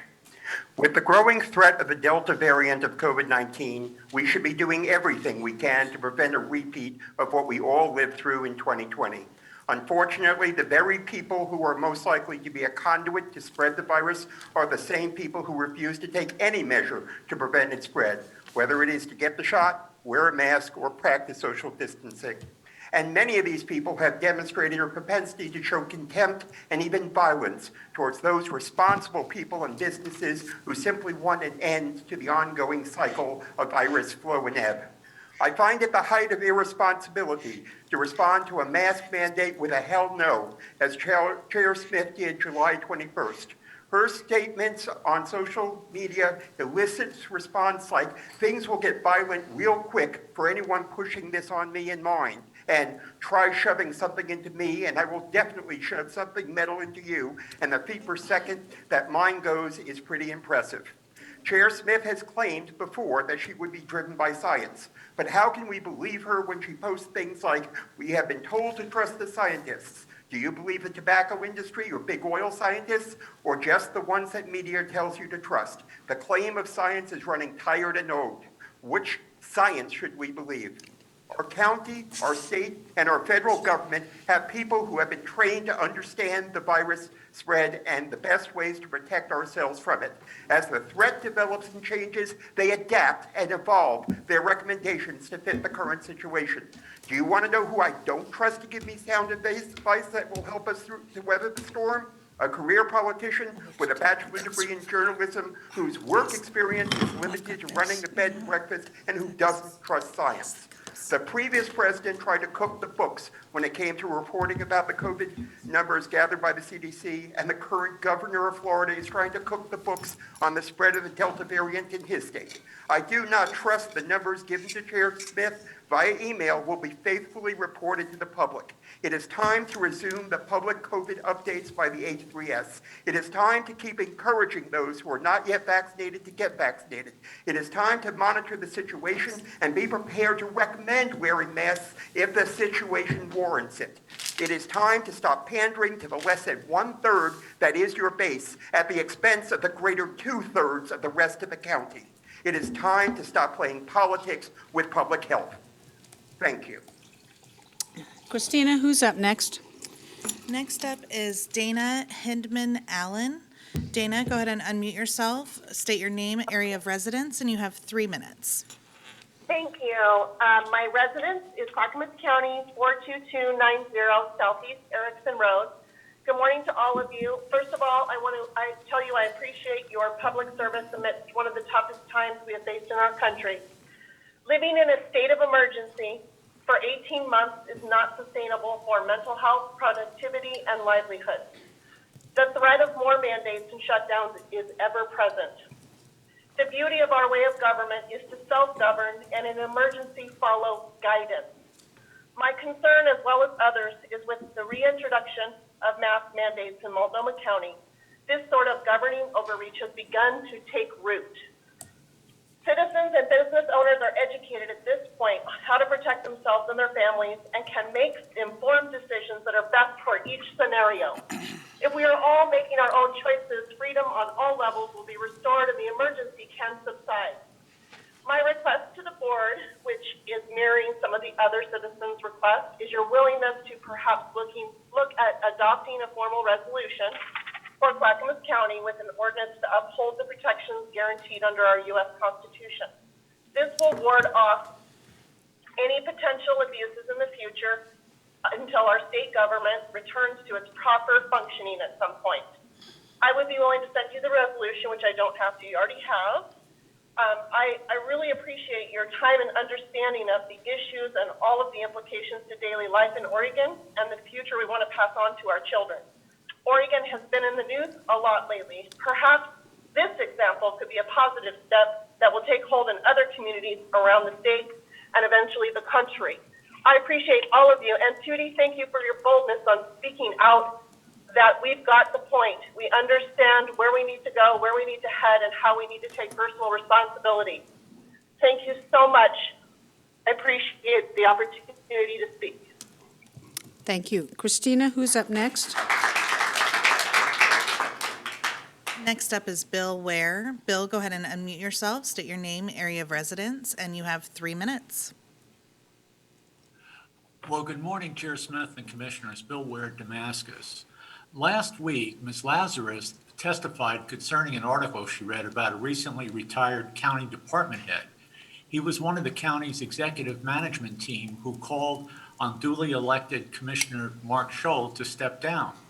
The article cited a letter signed by most of the county department heads, quote, "In all the power dynamics of the employees here in the county, those of us at the top of that structure have the most responsibility to raise our voice," unquote.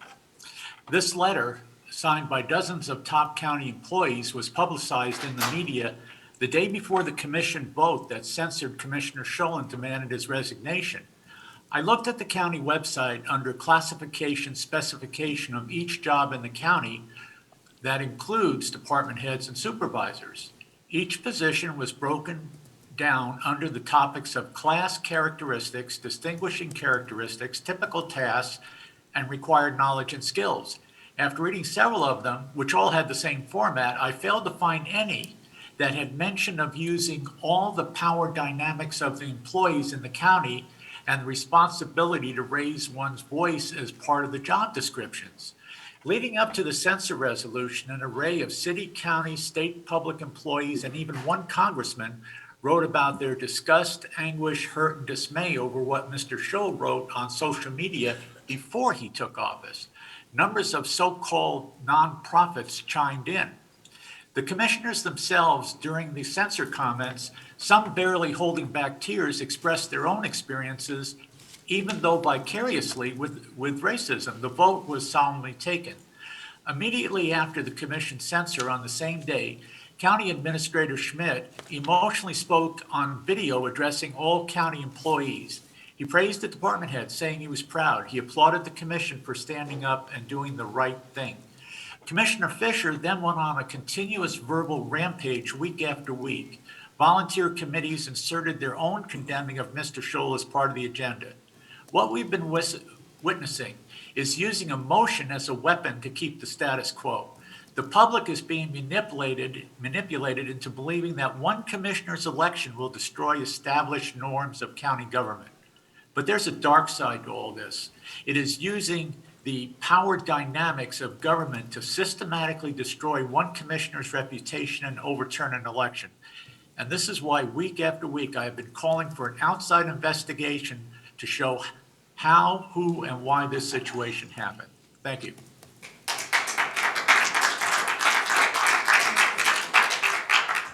Who's up next? Next up is Christine Kennedy. Christine, if you can go ahead and unmute yourself, state your name and area of residence, and you have 3 minutes. Good morning, Administrator Schmidt, Chair Smith, and Commissioners. I'd like to speak to the vaccination rate in Clackamas County. As a registered nurse, retired after 45 years, I actually have a great understanding of what's happening now with vaccination, how the vaccine was developed, how it's been tested. So I'm also requesting an update from Clackamas County public health officials because I feel that we do need to have continued updates. I'm really concerned about the misinformation that gets spread at these meetings. For example, the Great Barrington Declaration that was mentioned by one of the first speakers has been debunked. It's a hoax. There's been a lot of people sign it who are not qualified, and they actually weren't real people. But I'm not going to spend my time debunking all the hoax. I do want you to have somebody from your public health department, our public health department, come and give regular updates. I also sent a letter on July 15th asking for clarification about the expectations of people who are in your public hearing room, and I have not heard back. I would like to say that I agree with Chair Smith that Clackamas County is doing relatively well compared to the other counties. We are in the high 70s. If with another 7,000 people vaccinated, we'd be at 80%. However, there is a great amount of variation within our county. If you're a real healthcare person, you understand, oh, Judy, have a seat so you can hear me. Thank you. Clackamas County and the variation is what I'm speaking to, so I hope you're listening. Lake Oswego is at 85% vaccinated. Malala is at 41% vaccinated. Colton is at 34% vaccinated. Huge variation. So I do think it's very important to continue to have our public health people out there working hard to do vaccinations, making it available. We need to keep the experts involved.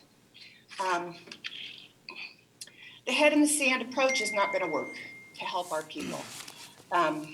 Responsible leaders should encourage vaccination. I'm not saying mandate. That's not what I'm saying. I'm saying encourage.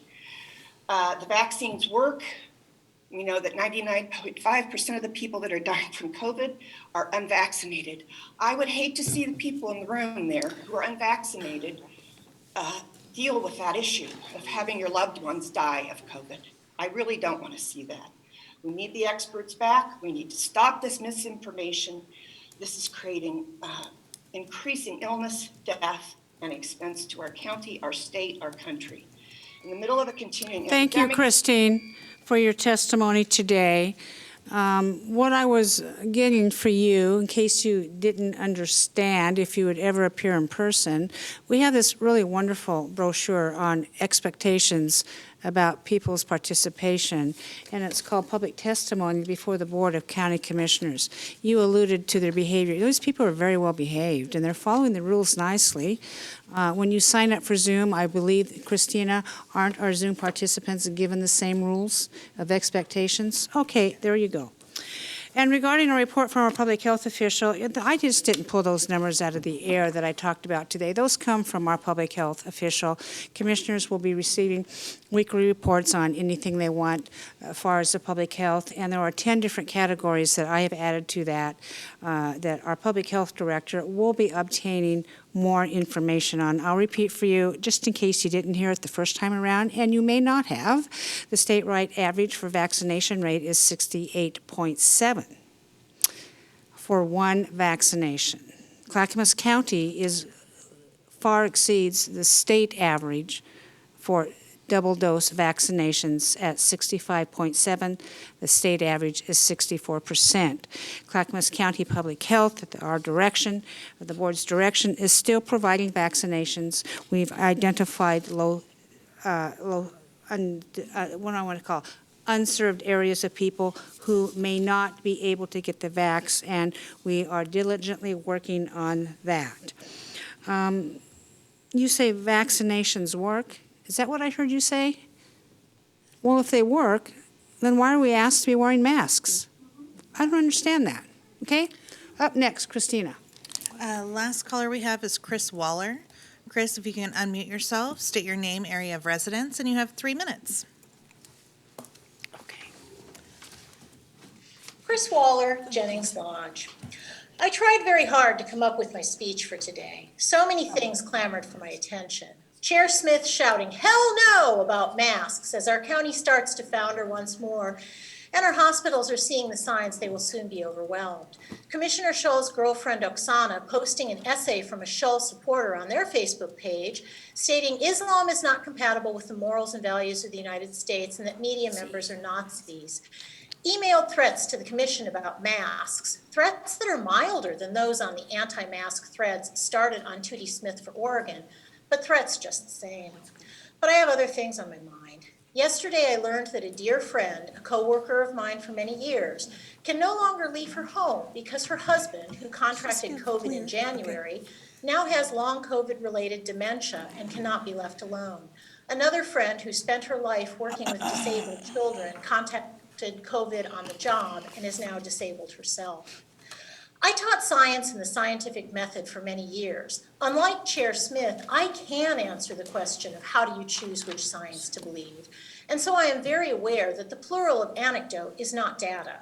But the truth is that your actions will have tangible, measurable, real-world consequences. Chair Smith, in your social media, you have chosen to give free rein to those conspiracy theorists and to censor the individuals who attempt to correct your misinformation. Commissioner Shull, you've primarily handed the task over to your girlfriend rather than doing it yourself. Anti-vaccination conspiracy theorists do not need a platform. Those who threaten violence if asked to wear masks do not need a platform. Racists do not need a platform. Responsible people would do everything in their power not to give them one. Yet you deliberately post material that you know will incite them. Mask mandates, vaccine passports, shutdowns, critical race theory. Then you just stand back and let it happen, well, other than banning anyone who attempts to bring sanity and fact into the discussion. This behavior is reprehensible. As public officials, I call on you to hold yourselves to a higher standard, especially you, Chair Smith. I cannot believe that you just stated, if vaccines work, why do we have to wear masks? Let's make this very clear. Anti-vaccination propaganda is killing people right here, right now in Clackamas County. There is no excuse for providing.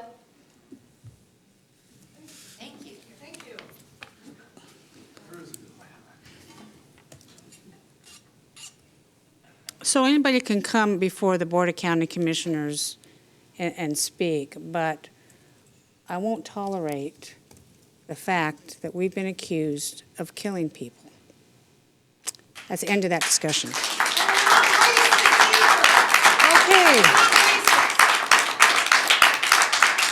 Okay. Gary, what's up next? I think that's the end, Christina? That is. Thank you very much. Gary, what's up next? Next is County Administrator update, and I would just like to share some positive feedback our staff received this week. It is for our Transportation and Development road crews, who are recognized for their outstanding quick work to keep our roads and road features safe. First, Annette from Beaver Creek wrote, "Thank you to Clackamas County for trimming the grass and brush along Lower Highland Road. I appreciate how fast you took care of my request." Dawn from Damascus wrote, "Thank you very much for the quick and thorough job of cleaning out the trees in the ditch in front of my property. The visibility is much better and safer now. I really appreciate it." Thank you for that positive feedback and for the excellent work our road crews do every day to serve the public. That is my update today. Thank you. Thank you, Gary. Commissioners, we will now enter our portion of the meeting for Commissioner communication. I have an order here. Commissioner Shull, you're up first. Yes, good morning, Clackamas County. Christine, could you run up that photograph? Absolutely. First, I'd like to say that folks in the county write editorials all the time. They're free to express their opinions. And so I encourage that. We're waiting for a photograph to come up. It's up, Mark. Okay. On national defense. Tuesday, I visited the VFW post in Oregon City. The members of the post presented a check for $10,000 that they raised for the USS Oregon commissioning ceremony. The USS Oregon hull number SSN 793 is a newly built Virginia-class attack submarine. It is a fourth naval vessel to hold the name USS Oregon. The last one was a battleship, USS Oregon, built in 1896. The first USS Oregon was a brig sailing vessel purchased by the U.S. government for the exploration of the west coast of North America.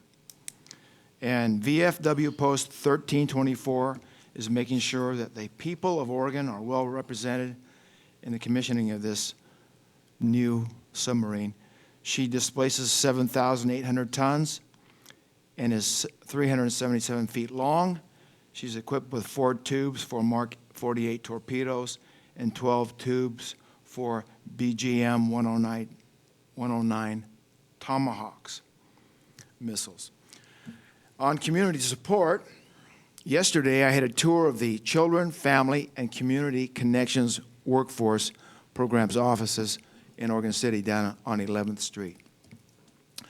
Children, Family, and Community Connections provides workforce development, business productivity, weatherization, and youth wellness services for the people of Clackamas County.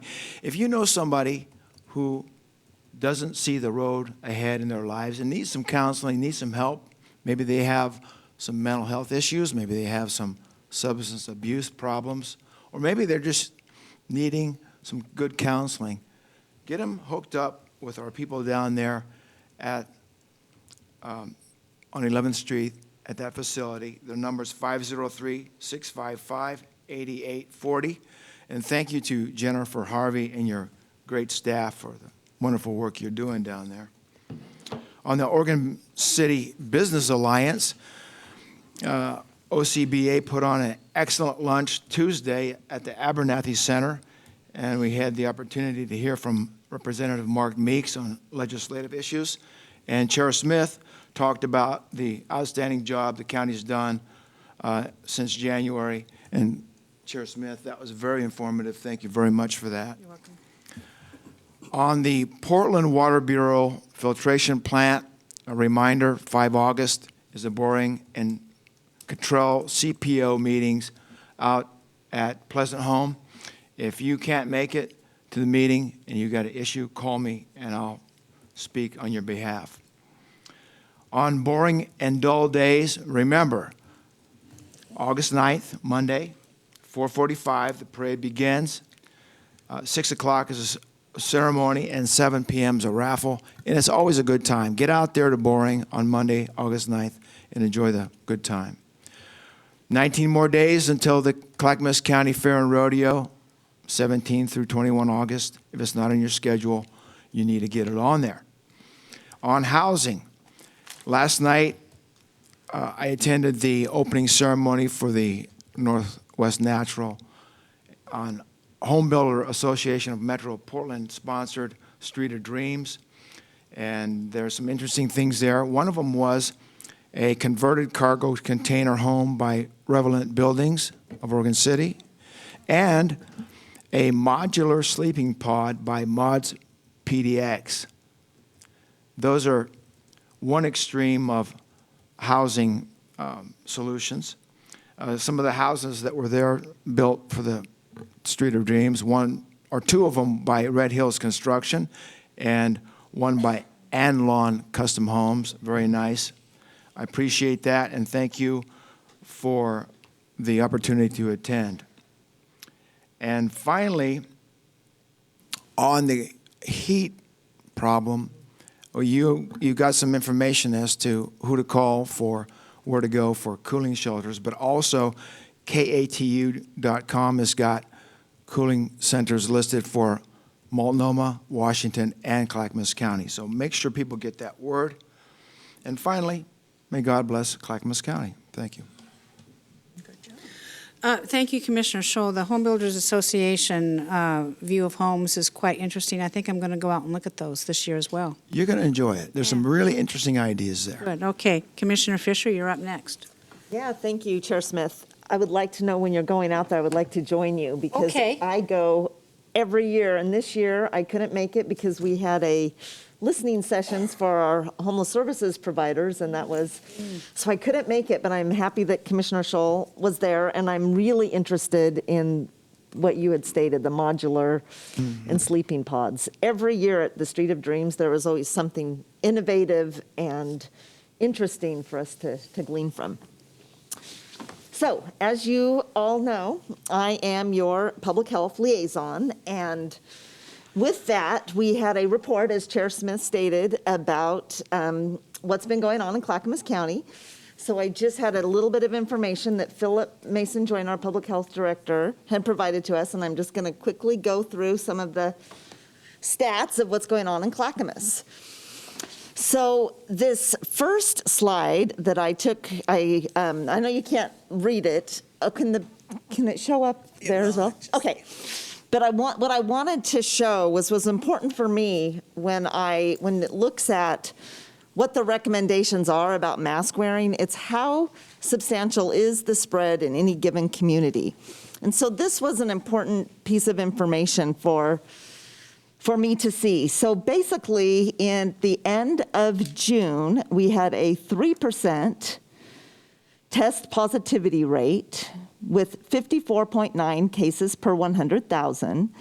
And now this latest number, that has doubled to 98.2 cases per 1,000 with a case positivity rate of 4%. And if you just look at the overall graph, you can see that we went way down and now we're beginning to trend upwards. Okay, next slide, please. So, the vaccinations, I don't really need to say much because Chair Smith already shared this, but just in case she didn't share that, I had this information ready. We are doing well in Clackamas County. 65.7% are fully vaccinated, and that is very, very good. And I do know, and I have asked, that we get more information about the areas that are not vaccinated so that we can be aware of that and encourage vaccinations for people who want them in those areas. Next slide. So this is the, because I really was confused about this. I really appreciated what Chair Smith said, because my thought was also, well, if vaccines work, why are we having to mask up? And that was a concern to me. I got vaccinated as soon as I could because I have a daughter with significant disabilities. And we were part of the first phase, given her needs and me being a caregiver for her. And so I really liked the security of feeling protected from COVID. But what I understand now is that COVID, or the vaccines do protect people who are vaccinated from serious injury or death, but there have been breakthrough cases, and it is now known with this new variant that COVID can be spread. But the reasons where we are at in Clackamas County, we are at substantial transmission because of the information that I shared before, and that is why in Clackamas County, Public Health recommends face masks indoors. Okay, next slide. Oh, I don't know that I meant to give that slide. I'm sorry. Next slide. This was the information about the breakthrough cases. People who have been vaccinated, 23% of Clackamas County's new cases over the last week were in vaccinated individuals. And I have been hearing anecdotally, I don't know if other folks have as well, people do get sick. They are tired. It has not been to the level of illness that has required hospitalizations, to my understanding. Okay, next slide. There are reoccurring vaccine events continually. We have continued to promote that through Clackamas County, and we will continue to do so as long as the vaccine, as people are interested in getting the vaccine, and we are in a state of a public health situation. Okay, next slide. And then the recommendations. We are currently, as I stated, a substantial transmission area. If you feel symptoms, get tested. Testing is highly recommended, and it's easy to access. So please get tested and then isolate if you test positive. And those are just really important. The best defense is vaccination, according to our public health folks. And Christina, next slide. And I think was that the last one? Okay, and that's it. So I just wanted to share that. The real takeaways for me, the things that I didn't know this morning, we got this report at like 9 a.m. this morning. I didn't know that, first of all, I didn't know that our vaccine rate was so high. Chair Smith, you had mentioned that. That was a real takeaway for that. I also didn't know that 23% of our cases are breakthrough cases. Yeah. And so I do not like wearing masks. I don't like it at all, but given that I have this information, that it's recommended from the Oregon Health Authority and from our public health director, I feel like I will do this indoors when I'm not able to socially distance, when I am in a situation where I don't know if everyone is vaccinated. In other areas of my life, if I know someone is vaccinated, I am not going to be wearing a mask. I do not like them at all, and I'm really looking forward to when the Delta variant doesn't present such a risk to the health and welfare of our community. But with that, that is what I wanted to share today, and I'm happy if there's other information, given my role as your liaison, to share that information at our meetings. Thank you, Commissioner Fisher. Commissioner Schrader, you're up.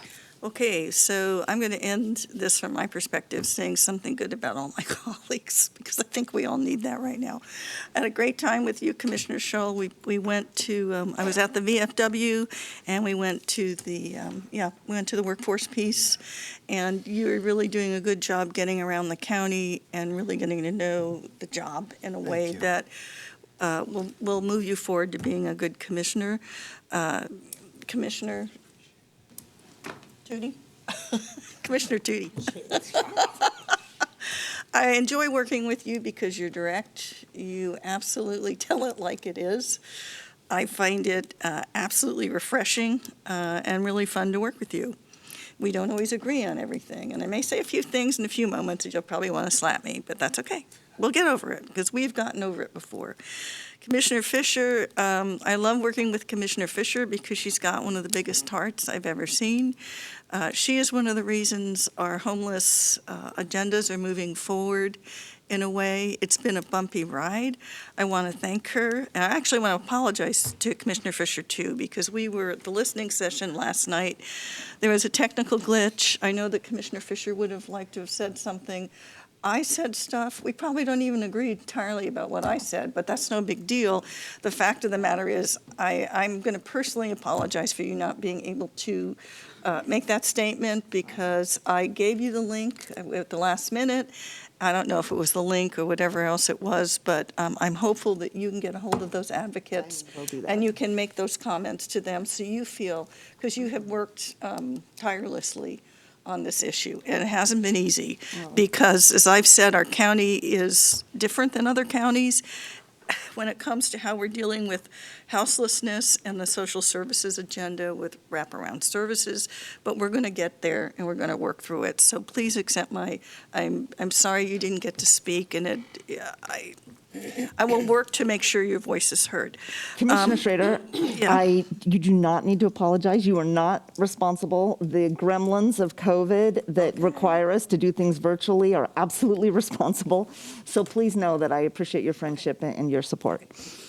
Let's get that clear. Let me tell everybody what I really think here. Look, my job is not left. I've always said this before. It's not left, not right, but forward. I will work with who I am elected to serve with, and I will enjoy them and consider them friends.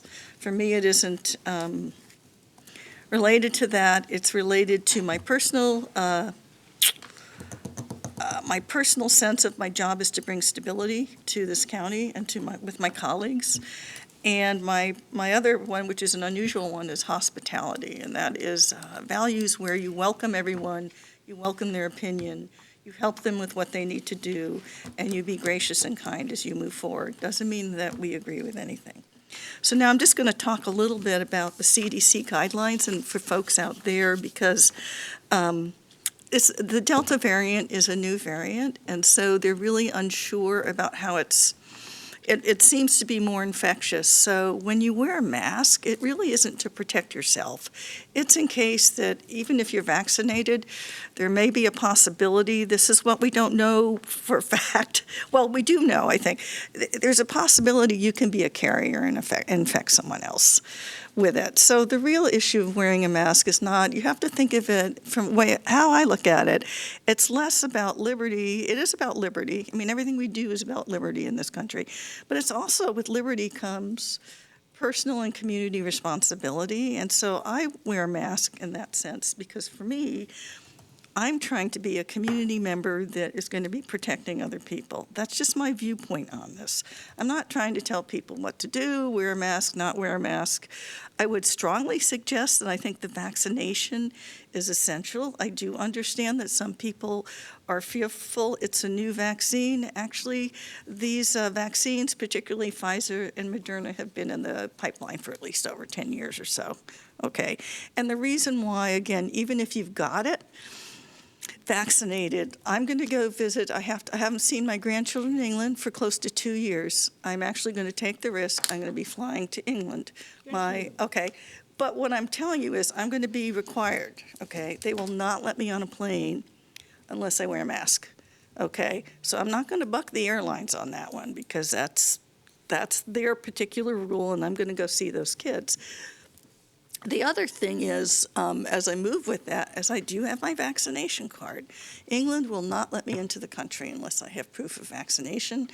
I may have to get a COVID test 3 days before I go, and not only get the COVID test 3 days before I go, when I get to Bristol to see my grandchildren, I'll have to quarantine for 5 days, and then England will give me another test, and then I could probably move out of quarantine. I am voluntarily doing this, so I'm not telling folks what to do, and I'm not telling you that, but I do want to say that I don't think the CDC guidelines, they are important for us to follow. So you certainly do have the liberty of personal choice, but I would also remind you, it's not just about you or me, it's also about what our impact is on the rest of the community, and the fact that if you don't get vaccinated, you could be incubating another mutant variant that could keep moving it through the population. Now, that's just my personal opinion, but I feel like I have to say something because I want people to be safe. And Commissioner Smith, I agree with you. I'm not going to tell anybody what to do with this, but I am going to, from my personal perspective, highly recommend that you follow those guidelines. And so hope you're not I don't disagree with that. Okay, good. I didn't think you did. So that's the other thing I kind of want to clarify here. We can't make you do anything. You're an American citizen. But I am choosing to follow those guidelines, and I have to even do it internationally in order to see those grandchildren. And I do think the CDC guidelines are important for all of us to follow, and that would just be my expression to you. Whether the governor mandates things or not is out of our control. I personally, colleagues, I've got to be honest, you can get mad at me, audience. I really don't think a resolution, I'm not going to go there with a resolution. I don't really think it really does anything, really. It makes us feel better. But I would strongly recommend that you follow the CDC guidelines. So that's kind of where I am with that. And there you go. Thank you, Commissioner Schrader. Well, I'm last. I have some kind of exciting things I want to tell you, but I want to say one thing. I have a question that I don't know the answer to, and I wish our scientists, doctors, and public health officials could figure this out. Commissioner Fisher referred to as 23% breakthrough cases in individuals who have been vaccinated. Are they truly indeed breakthrough cases, or is it a result of receiving the vaccination and they're carrying the virus within them? And I say that, just a minute. Well, let's get the Martha, it's my turn. Sorry. And I say that because growing up as a kid, I've had all the vaccinations. And as an adult, I've had the vaccinations. As an adult, I would regularly get the shingles, pneumonia vaccination, and the flu vaccination. And every year when I got the flu vaccination, I'd come down, and a week later, I'd be sick with the flu. And one time, I was in bed for 3 weeks because of that. But that's my body. When I was a kid, I got the polio vaccination, probably with maybe many people in this room. And my friend, her name was Kathy Bauer, she got the polio vaccination, and then she contracted polio so severely that she had a limp and could not straighten out her right leg. And she was fortunate enough to be married, although she could not have children. And she eventually died of cancer at a very young age. So in the case of medicine as it goes forward, the first charge that most doctors whom I talk to say, the first law of medicine is do no harm, correct? But that's a question I would like to see answered that has not been answered, and I am posing it. Another question that I have been asking our public health officials, our governor, because I speak to the governor regularly, is if you have had COVID, do you need the vaccination? And the second question is, how many people have COVID, have contracted it in Oregon, and does that affect the vaccination rate? Because I'm thinking maybe people who think, well, I've had COVID, I have the immunity, so therefore I'm not going to get vaccinated. I am not in the position to impart that information on anybody, but I think those are real questions that need answered. Okay, with that in mind, I have a couple updates I'd like to, and Commissioners, you got a memo this morning from Dan Johnson, our Director of Community Development and Transportation. The Metro Transfer Station, AKA the dump, is going to close early this Friday because of heat. Just know that. The Sandy Transfer Station will close at 3 p.m. rather than 5, and our franchise haulers, the ones that go door to door, are going to do the same. They're going to start at 5 a.m. instead of 6 p.m. to pick up garbage so the employees can be spared of severe heat conditions. As Commissioner Scholl pointed to, I had a wonderful opportunity to finally speak in person to the Oregon City Business Association at their monthly meeting at Abernathy Center. Representative Mark Meek and I tag team together on the wonderful opportunities that are coming to Clackamas County. He, as a legislator, was instrumental with other legislators in bringing home what we could consider bringing home the bacon to Clackamas County. As you know, the printing presses in Washington are pumping out money and spreading it all over to people. Well, government projects are also the recipient of some of that money. In Clackamas County, in particular, Representative Meek and Salinas have allocated $600,000 of their ARPA dollars to the upgrade of the Founders Clinic in Clackamas County. Founders Clinic was developed when I was a commissioner last time by a group of doctors offering free medical care to people who did not have insurance or services, and this was really the lowest of the low, the people literally falling through the cracks. They rented a space over on Malala Avenue. I toured that several months ago, and I was appalled at the conditions. And then the executive director took me out to Clackamas Community College and says, we want to move here in this building. The college is going to give us this space, but in order to remodel it, it's going to cost $1.2 million. Can you help me? And I laughed. Where am I going to get $1.2 million? Then they proceeded to tell me, well, it's a possibility that Representative Meek said he's going to get a $600,000. Yeah, well, we'll see. Well, he did it. And at the same time, I went to our H3H staff, Rod Cook, our director, and Nancy Bush, and so I said, look, I really want to see this project come to fruition. They're going to bring in doctors and offering medical care. They need updated medical equipment. They're also going to offer a dental wing. Clackamas Community College has medical programs there. It's a win-win-win-win. Well, Rod Cook, in his infinite wisdom, applied for a HUD community block grant. Clackamas County is now able to contribute $650,000, and they will receive their $1.2 million to make Phase 1 a possibility and move into a very nice medical clinic. Thank you, everybody else. Additionally, yes, you talk about medical care. Additionally, I went over some of the programs in Clackamas County that we will be pursuing. Right now, we have 9 construction projects teed up for building, completion, remodeling, however you want to say it. For instance, we have 2 libraries, we have a park, and we have a courthouse online for a couple of years. We have many projects, and because of all the free money that's coming in, our inflation rate has jumped from 1.5 in January to today is about 5.4, and you can see the cost of building materials have escalated. All of you who have gone to Home Depot to buy a 2x4 have seen that.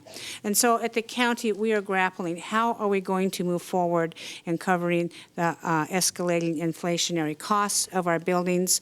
And so just know we're working on that. Some of the buildings that could be affected, I'm really excited about what Senator Bill Kennemer and Representative Christine Drazen, out of their ARPA funds, have allocated $4.79 million to our county fair for a new livestock barn and RV park. When I was a commissioner here last time, the livestock barn was decommissioned by the insurance company as unsafe and unhealthy. We had to tear it down. They've been using a tent. So they will be moving forward. And in the livestock barn, and the reason why this is important, because we used the Canby Fairgrounds as an evacuation center when we had the wildfires. The same thing when people didn't have electricity for the ice storm, in the heat. And we used it as a COVID relief center and offering vaccinations. So if we had a nice new facility, for instance, instance, the livestock barn that will have restrooms and showers. The RV park will have restrooms and showers. Upon my insistence, we can use this as a really nice place and ancillary place for people to go, and I think that's really important. I will be talking about more of the wonderful things we were doing in further business meetings. The Board of Commissioners we considered last week, I believe, Emergency Preparedness Council. And anybody wanting to serve on that, please present your application. It's a 15-member council of basically citizens-driven with a couple of subject matter experts on it. When Commissioner Schrader and I viewed the wildfires, it was about a week after the wildfires, we went out and visited communities and talked to them, and we were just really astounded. And one of the actions that I have been dedicated to is to provide more emergency preparedness to our people in the county who is affected by wildfire or ice storm just going forward. We will be developing procedures, plans. We will be able to have trainings. We're going to look at the communication system, which the state of Oregon has allocated some more dollars for a better communication system to notify our people. And so when these events happen to us, I think they're intended for us so we can learn, so we can do better. In addition, what our staff has done, they presented a plan to us that had been on the shelf for 5 years but didn't have the money to bring it forward. And we have, this commission and all members voted to put more money into our emergency management budget to do this. The county is, we have divided the county into 21 zones based on transportation routes, geographic barriers like mountains, rivers, bridges, so forth. So in the event of a very large emergency like the Cascadia earthquake event, which we hope won't happen, each of those zones can live independently from each other, because at that point people will be activated in those zones with training, know how, what to do. It is our goal that each of those zones has a very large trailer equipped with communications device, backup emergency generators for medical equipment, non-perishable goods for water, blankets, things like that. So if you want to be part of this important work that all commissioners, all of us, all 5 of us are going to be working on, please stay tuned for that. Announcement will be posted online. We've already had, the minute we approved this on Tuesday, we had people calling up, oh, I want to do this, I want to do this, you know, you can do this better, you could do this and this, and I want to hear from you. I think it's a great opportunity. Well, I think we've all talked enough today. With that in mind, this meeting is adjourned.